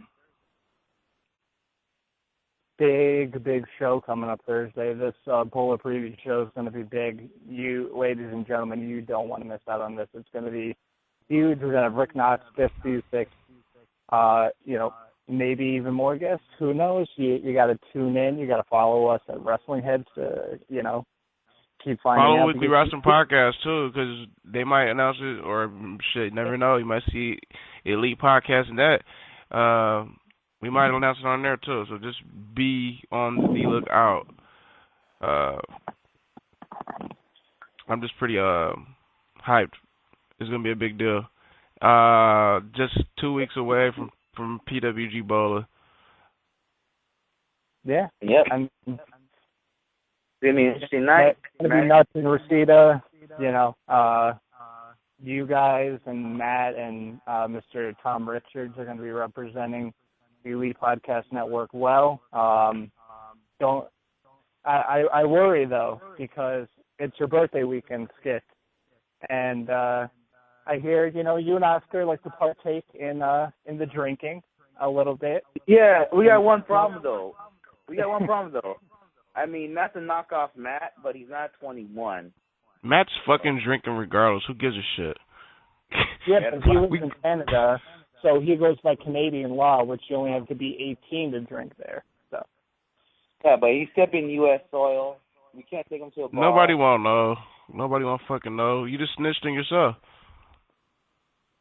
To the whole radio. What if we got the fans listening? Guys, I want Matt to return to Canada in one piece. I want Tom to return to the Northeast in one piece. I don't want anybody getting a little too drunk and throwing up during a PWG show. I won't be throwing up. Trust me. I don't throw up either. I rarely throw up when drinking, but you know me. I am gonna get hammered. I'm not gonna be driving, so it's all good. I am gonna be hammered at PWG. It's gonna be an awesome weekend. This guy, I'm letting you know right now. It's funny watching Oscar hammer, especially at wrestling shows. I don't get drunk at wrestling shows. I like watching the match and paying attention. But Oscar is so funny. I swear to God, it's gonna be comedy as fuck in there. I'll tell you that. Yeah. I will say, because during the PWG shows when you watch them, obviously you can't tell if somebody's too drunk or not. But I remember my boy Joe, that's the drunk of all drunks.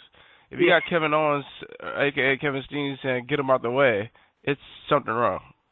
But I remember one time watching the Candace and Joe show on YouTube, and they were on a PWG show, and it was after the show. And who comes into camera frame just looking at the camera, showing off his Dodgers hat? That was me. Looking pretty drunk. Yeah, it's because they were talking about Oakland A's. I'm like, screw that, Dodgers. Fuck the fucking A's. I remember that. That was me drunk doing that.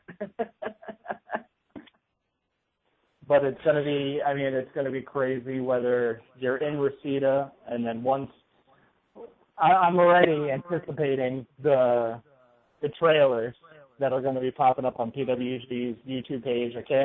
As soon as the DVDs go up for pre-order, order in all 3 nights. You know what I'm waiting on? I'm waiting for the GIF of Tommaso Ciampa stepping on my hat. I'm waiting on that. I'm definitely waiting on that. That should be coming up soon, people. Look out for the GIF of him stepping on my Dodger hat. Somebody's getting a text. But we're actually about to end the show. It was a great show today. Be sure, like I said, WH Radio, Weekly Wrestling Podcast, Big Bowler, 2nd annual show, prediction show, special guests on here, Biff Busick, Rick Knox. It's going to be at 9 o'clock East Coast time, not 11:30 East Coast time, but 9 East Coast time. So put that in your calendar right now. It's a must listen show. It's going to be great. I don't know. It might be a longer show than what we usually have, too, because we have a lot to talk about. It's going to be fun. We might have more guests, too, so it's going to be a lot of fun. I know myself, I'll be on there. Hopefully we get Oscar on here. I know Tom's going to be on here. It's going to be fun. I'll be on. Don't worry. Definitely, dude. But in the meantime, you can follow us on Twitter at Wrestling Heads. You can follow me at WH Skits on Twitter. We are on Periscope at Wrestling Heads. WrestlingHeads.com is our website. Snapchat is coming before Ebola. It will be Wrestling Heads. What else we got? Instagram, Wrestling Heads.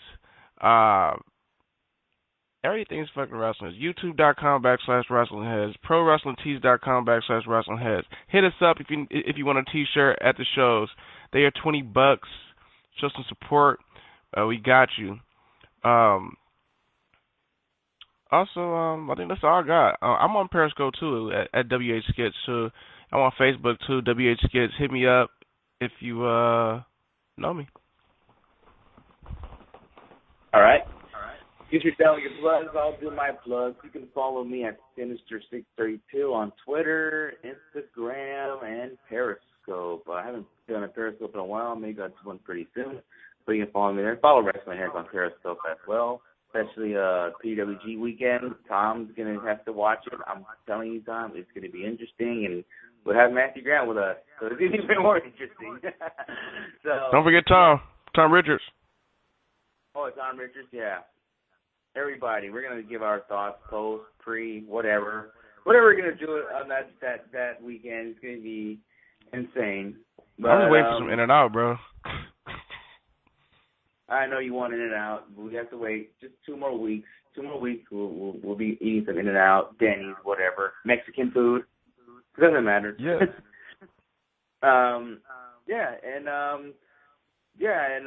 This maybe it's about Periscope. Maybe we should Periscope the China's Q&A on Saturday at the Wrestling Guy store. But if anything, if you're gonna be in the LA area this weekend, or if you live in LA and listening, head down to Huntington Park, California. Maybe you could meet China and check out our Q&A. She's having a Q&A too? I didn't know that. Yeah. Well, yeah. Yo, peep this out. If you guys got some questions y'all want us to ask, y'all tweet us at Wrestling Heads. Ask China for us. Hashtag that. And we will definitely make it, and we'll make it happen for sure. Trust me, because me and Oscar was holding down that Q&A at for the Lucha Underground one for sure. Yeah. All right. Well, we'll do that this weekend, and we'll see what happens. Maybe let's Periscope it. Fuck it. Go ahead, Tom. Go ahead, Tom. Yep, you can follow me on Twitter at @2tweetme. That was my personal account. I'm on Periscope as well. I think it's the same name. Not even sure, but maybe start using that as well. Maybe once it cools down over here in the Northeast, because I don't feel like being outside and doing all that fucking shit. But follow me on there. I'm always tweeting about New Japan. Getting more into Dragon Gate. Sometimes I tweet about classic Japanese wrestling, watch some old shows on New Japan World or Daily Motion, whatever pops up. Always checking out indie shows from Evolve, TWG. Speaking of Evolve, I plan on watching that this week too. Evolve 47 and 48 are available for replay at WWNlive.com. I heard both were fantastic shows. So if you haven't checked them out already, be sure to check them out. Be sure you guys are checking out all the stuff on the indies, smartmarkvideo.com, highspots.com. AAW just came out with a on-demand service. So then AIW and Smash Wrestling all got on-demand services, all cheaper than the WWE Network, and you get all. Hold on. You forgot one promotion that I gotta put over. New Japan World. That you could put them over, and Progress too. I heard Progress has been, from what I've heard, it's been one of the best UK promotions out there. Them, along with Rev Pro, have been doing great stuff. Rev Pro, I think, just announced that, I think in September or October, one of the 2 months, you could find it out if you look up Rev Pro on Twitter. Ricochet versus John Morrison, not Prince Puma versus Johnny Mundo, but Ricochet versus John Morrison. So that should be great for the UK. What's fans. the Twitter? I think it's Rev Pro UK. I'm pretty sure. Don't quote me on that. But like I said, make sure you guys are checking out all the indie stuff. And I got to give a big shout out to the boys at Fighting Back. They had a event this weekend to raise money for cancer research up there in Canada.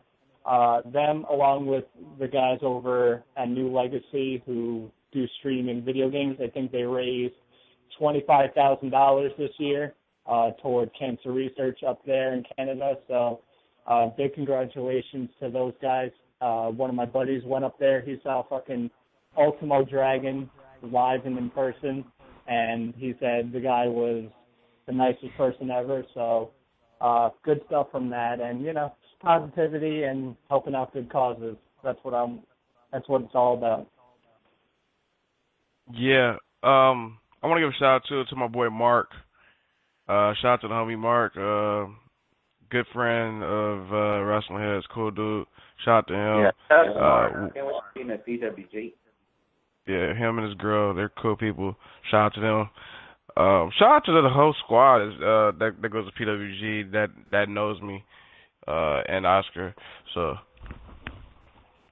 we'll see you guys soon. And into Thursday, I'm Skits. That's Oscar and that's Tom. And I got one more question before we leave, y'all. Is he going to wreck him? Peace, guys. People. Peace.